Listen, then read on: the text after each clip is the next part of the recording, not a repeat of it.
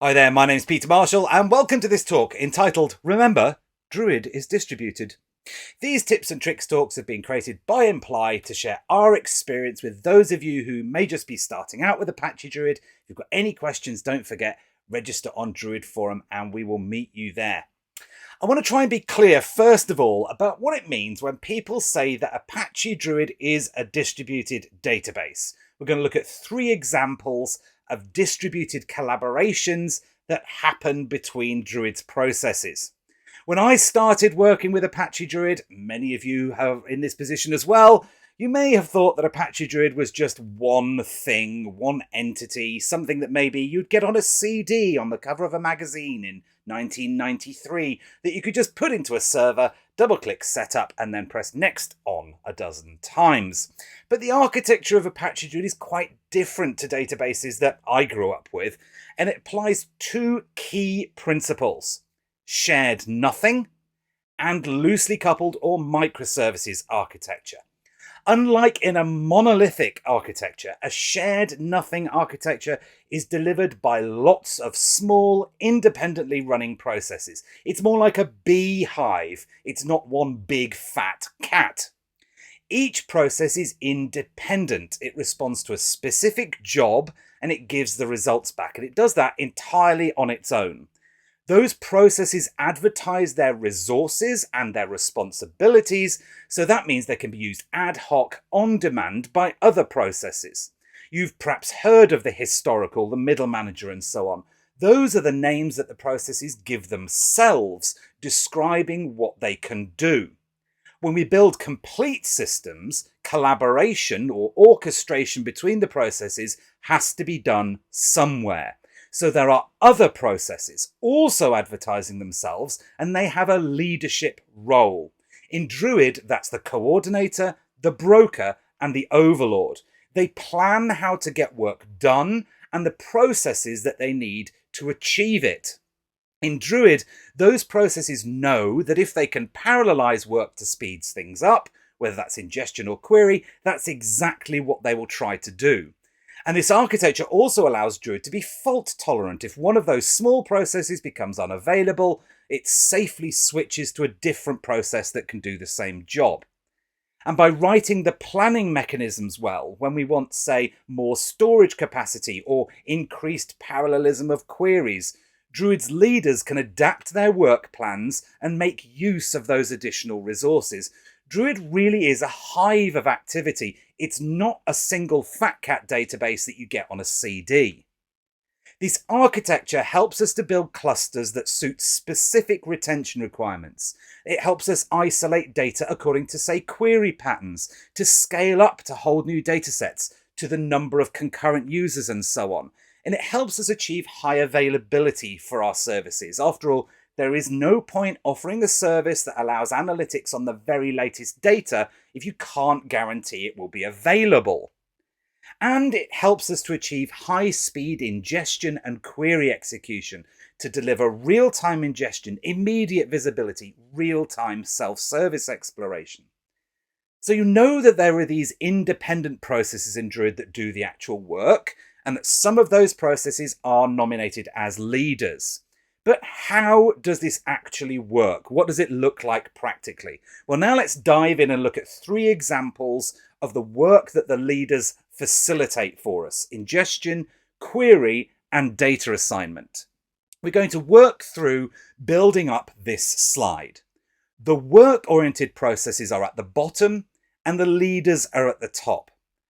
Processes that are mainly involved in ingestion are shown in green, query is here in amber, and that data assignment and balance is in purple. This slide will also uncover the critical role that's played by the dependencies for Druid. Now, there are more collaborations, things like automatic compaction and automatic data deletion, but in this presentation, we're just going to focus on those 3 because they are the ones you're going to come across first when you start to use Apache Druid. So let's start with ingestion.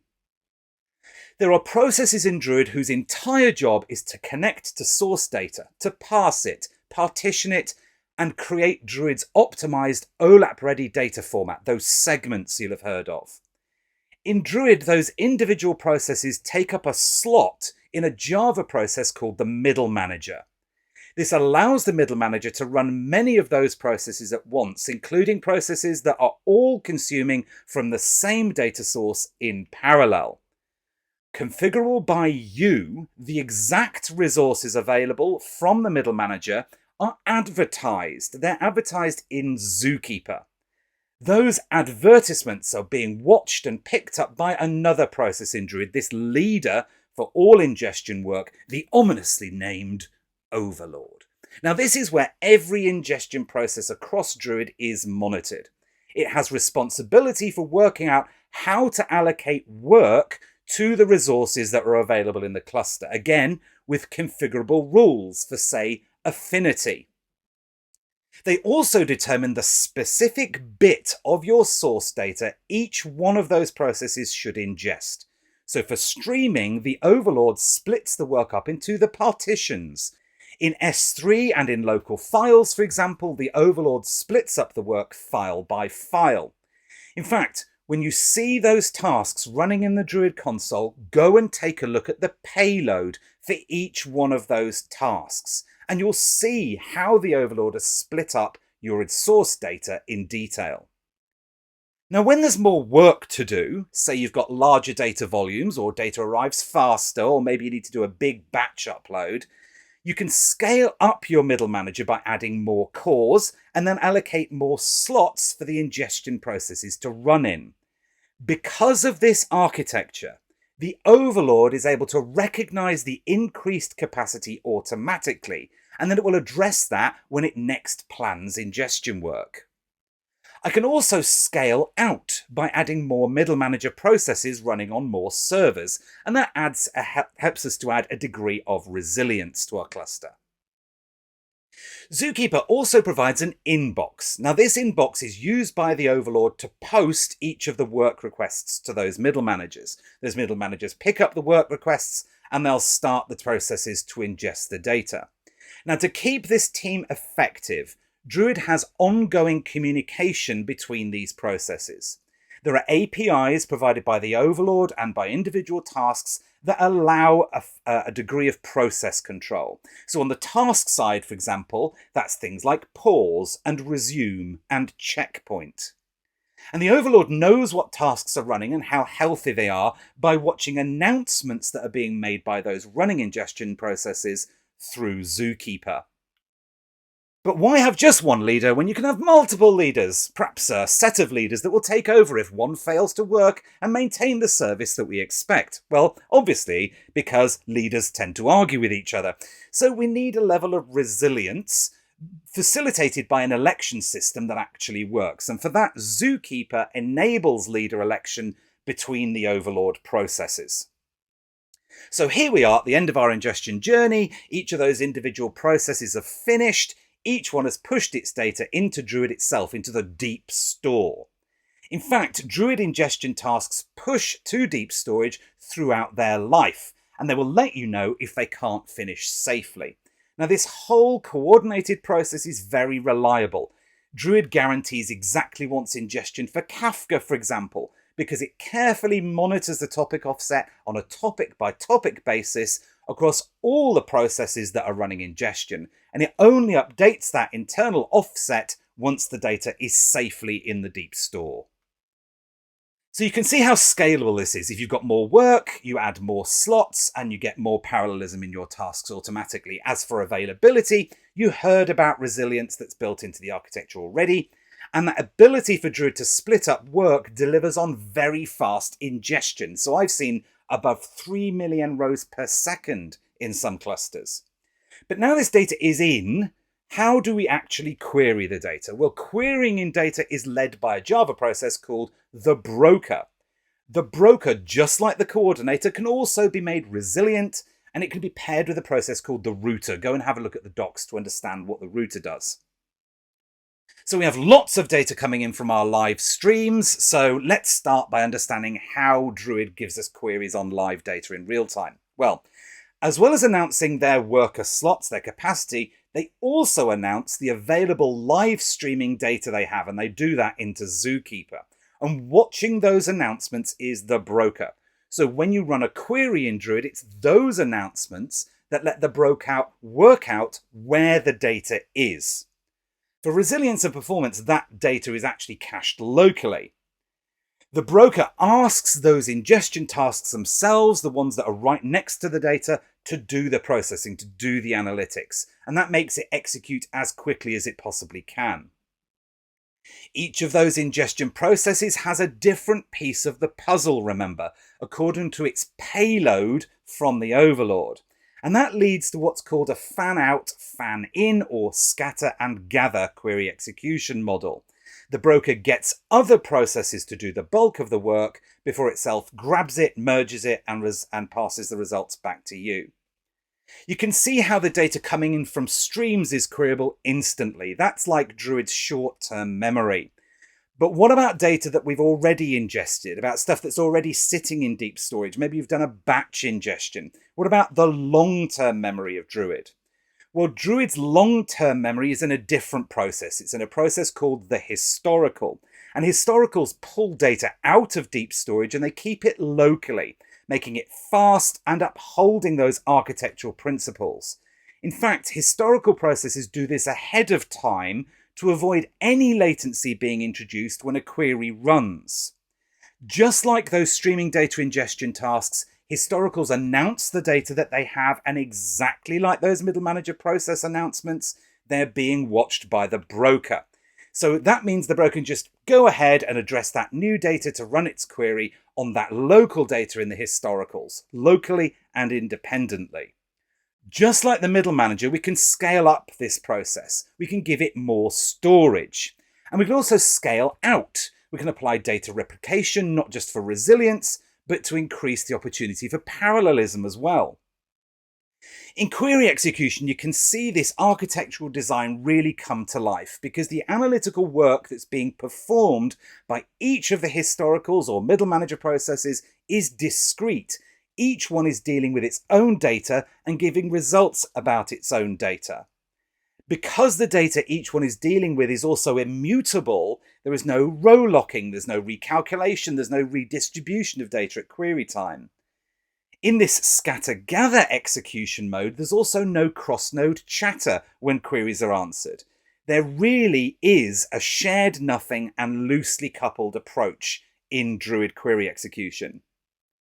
So, when it comes to queries, scaling the historicals out and up independently allows for dramatic scale in query execution. That's how Druid installations like those at Netflix are able to answer queries so quickly on such massive data volumes. While the data replication and that loosely coupled way of advertising what is where helps Druid achieve very high availability. That broker's ability to get the processing to happen next to the data and to execute queries in a massively parallelized way is exactly why Druid users across the world all aim for queries that come back in under a second. So now let's go back to that pull process where the data is being pulled by the historicals out of deep storage, that suspicious purple arrow.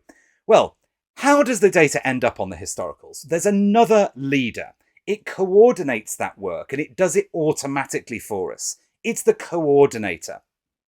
It takes care of bringing together all manner of data management operations, including automatically telling historicals how to ready themselves for queries by pulling data out of deep storage, as well as automatically rebalancing and replicating data across those independent historical processes. It'll even automatically recover when clusters become unhealthy, let's say if one of those historical processes stops suddenly.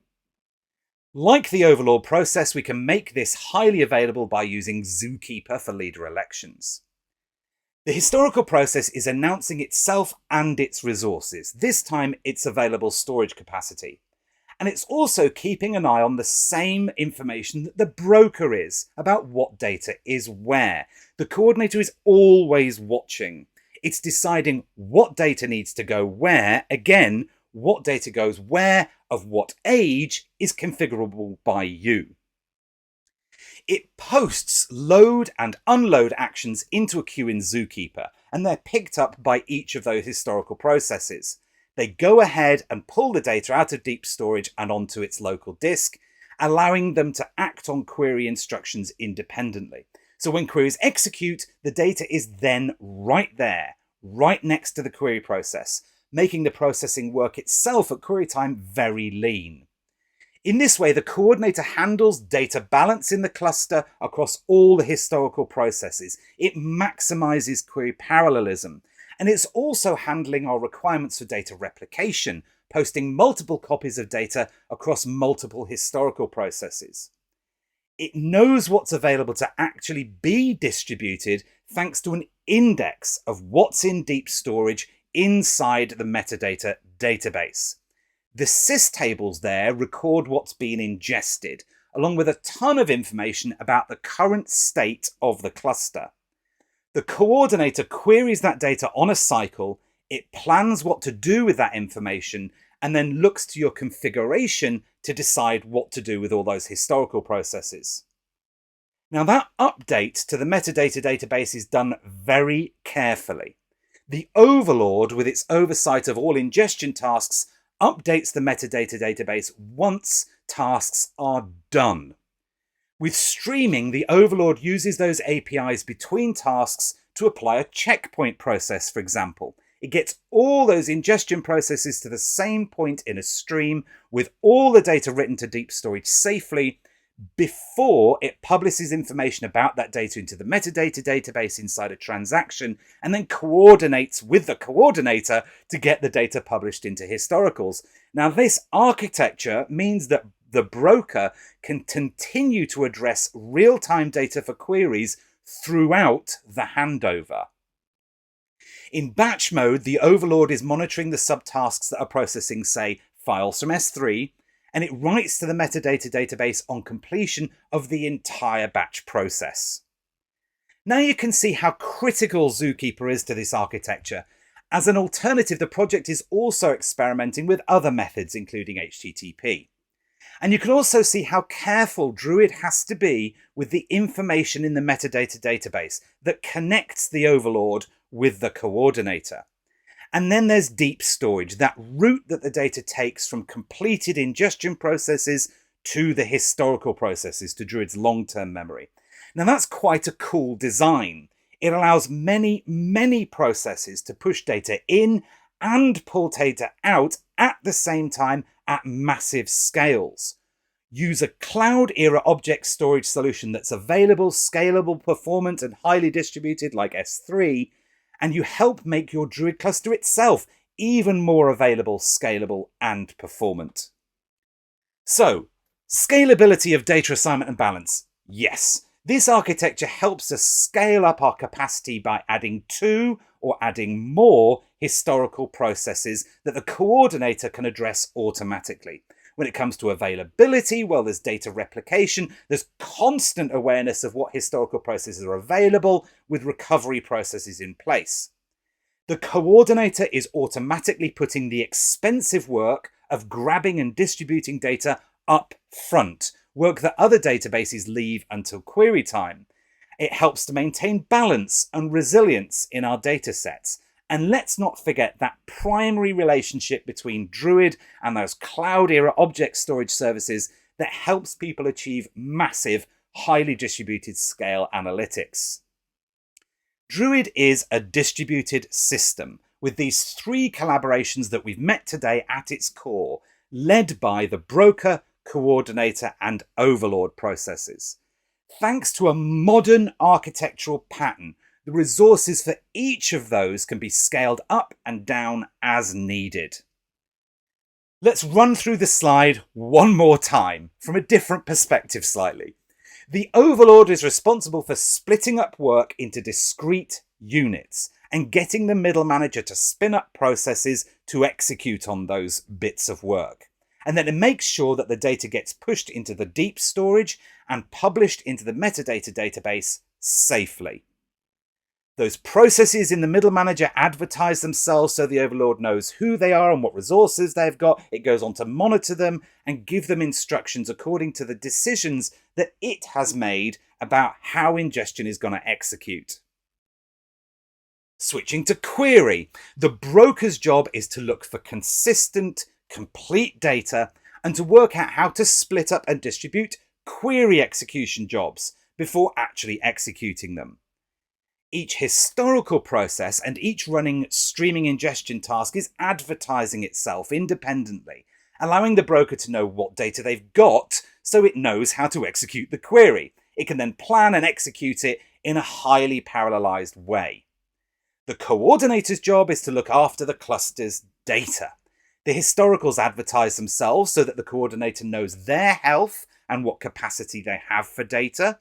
The coordinator's monitoring that along with the announcements that each one is making about the data that it has, and gives them instructions according to decisions that it makes about retention, about balance, about availability. Now, I hope this talk has given you a bit of a deeper understanding of how these processes in Druid relate to one another. So as a next step, why not go and revisit the docs about each process, the followers and the leaders. See if it's given you a new perspective of how Druid works. And when you come to think about how you're going to take advantage of this architecture, remember to consider the needs for scalability, availability, and speed through the lens of these three collaborations: ingestion, query execution, and data assignment and balance. If you've got any questions about what you've seen today, please do register on Druid Forum, raise a question, look through the huge library of articles and videos that are there, and don't forget, do say hello to us, we will say hello to you. Visit learn.imply.io for Druid-related courses, and with me, importantly, please do say thank you to the developers that are in the Apache Druid project. Put a star on the Apache Druid GitHub repo. Thank you.